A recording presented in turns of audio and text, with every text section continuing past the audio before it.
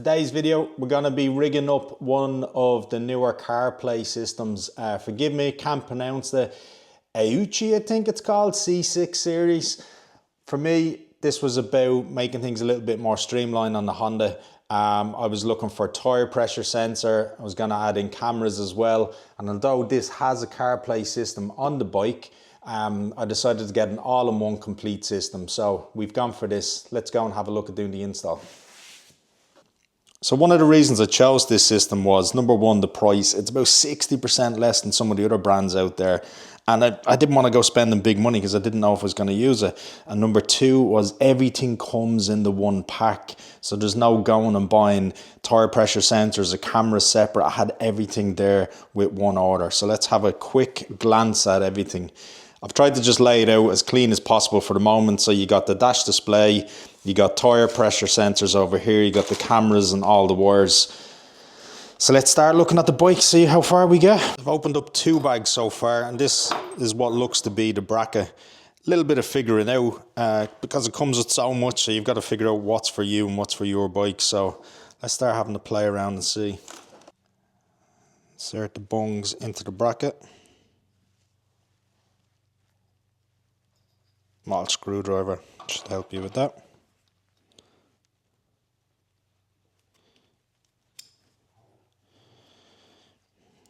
Now, you just do that 4 times over.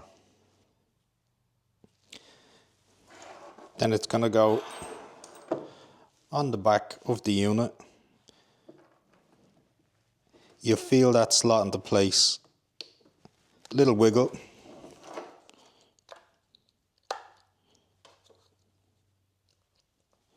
Those rubber grommets have slotted over the screw hole. And that's done. You've got your security screws.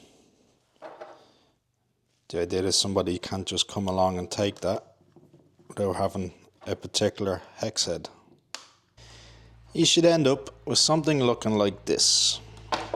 Then we're going to move across to connect to the motorbike or the handlebar.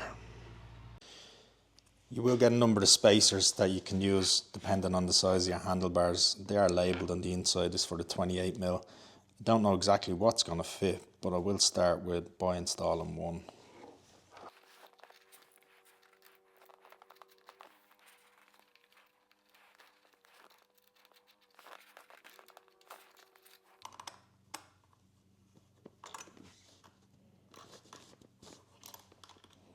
Now done. Gently just going to sit this in place for now. I'm not going to fully tighten everything. I just want somewhere that this can sit and I can start to guide the wording through the bike. You'll see you can move it around, swivel head, it gives you all that access. I only want it tight enough, it'll hold it in place. For the purpose of this, I'm just going to wire this to the USB till I get everything up and running, and when I'm happy with it, I'm going to rewire it then back into the Hex EasyCan that I have on this bike. So for today, straight into the power socket in the USB. Of the 4 wires that come from the unit, find the one that has power, which is here. The lead in the kit for the USB, connect them together and run it into the USB slot, which for me is on the top right hand side.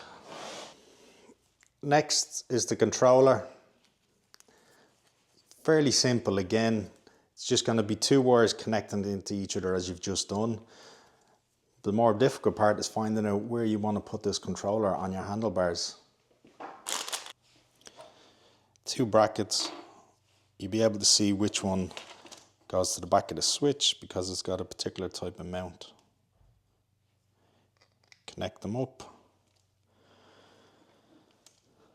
Insert the smaller bolt, just hand tight for now. Again, you get everything in the kit that you need to do this. With the remote in place, you're just going to join up the cable from the remote with the wire that says controller. A lot of excess wire here, so I'm going to just tuck it up in behind the unit in here. From there we move to assemble the cameras. 1 camera, 2 camera, extension wires, brackets for mounting, and some pads, I'd imagine, for the brackets. Put the camera into position.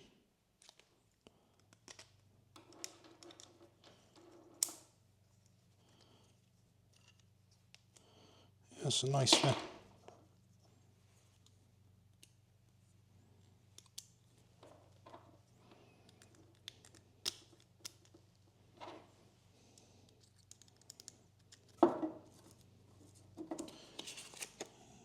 These pads will go on the bottom.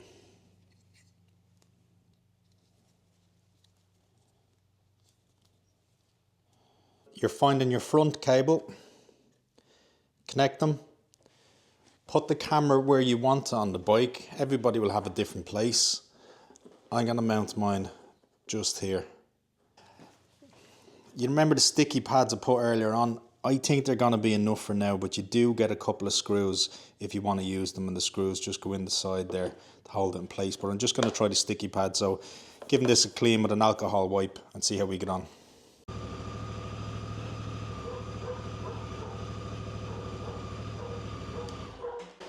There you have it.